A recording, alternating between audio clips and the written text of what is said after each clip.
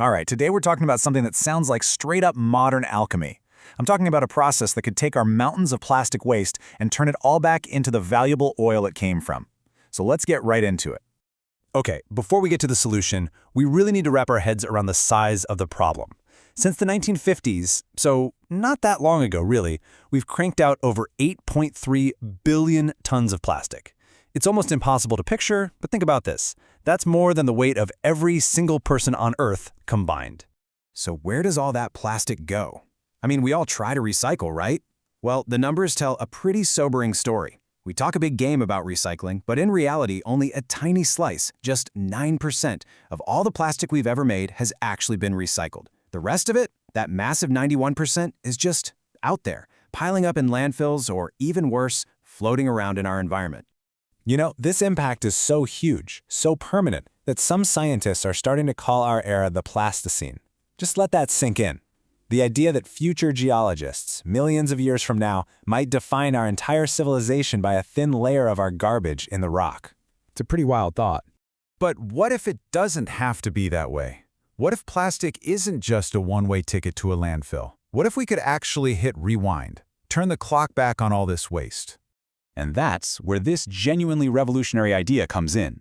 Look, this isn't about your standard recycling, melting down a bottle to make a park bench.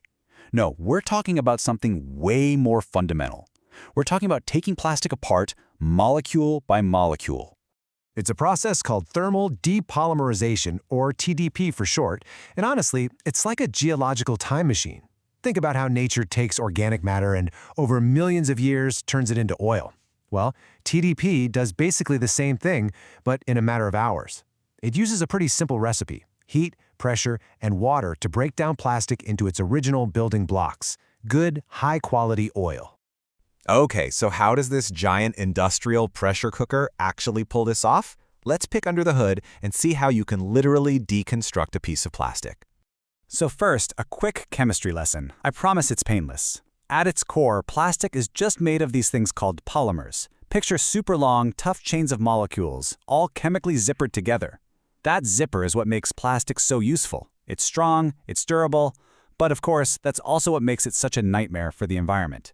So if making plastic is like zipping these chains together, TDP is the process of unzipping them. You start with that long, tough polymer. Then you hit it with a whole lot of heat, a ton of pressure, and some water. And that's enough to just pop those chains apart. What you're left with are those original short liquid molecules. In other words, oil. Okay, so what does this look like in a real industrial plant? Well, first, they take all the plastic waste and grind it up into a kind of watery sludge. Then, that slurry gets pumped into a reactor and cooked under some serious pressure. The next step is pretty cool. They suddenly drop the pressure, which instantly boils off all the water. And finally, what's left gets heated up even more, and boom, you've got light, usable oil. Now, this is the really important part to get. This is not recycling as we know it. It's a completely different league. It's a massive leap toward what you might call true circularity. Let's break down that difference, because it's huge. What we usually call recycling is actually downcycling. Every time you melt down a plastic bottle, those polymer chains get a little shorter, a little weaker. The quality goes down. Eventually, you can't do anything with it, and it ends up in a landfill anyway. But with TDP, there's zero loss in quality. You're hitting the reset button, taking the plastic all the way back to its raw material. It's ready to be made into brand new, top-quality stuff, over and over again. There's a quote that really drives this home. The same carbon atom could be a bottle, then oil, then a medical syringe, then oil again, indefinitely. I mean, just think about that for a second. The very same atom, cycling forever. That is a truly closed loop. It's the ultimate form of recycling. All right, so if this tech is such a game changer, it kind of begs the question, right? We need to look at the real-world hurdles and the clever ways people are getting around them.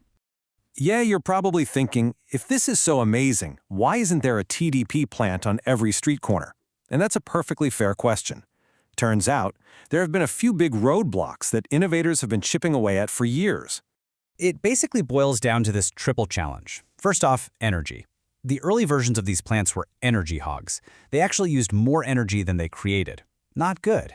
Second, there's scale. These things are massive and crazy expensive to build, and you need a constant, reliable stream of plastic waste to feed them. And third, you've got the policy and perception problem. Some environmental groups are understandably split on whether any solution that creates more fossil fuel can ever be truly green. But here's the good news. The technology has gotten a lot smarter, especially when it comes to that energy problem. That whole issue of using more energy than you make, yeah, that's pretty much been solved. Modern plants are now energy self-sufficient. How?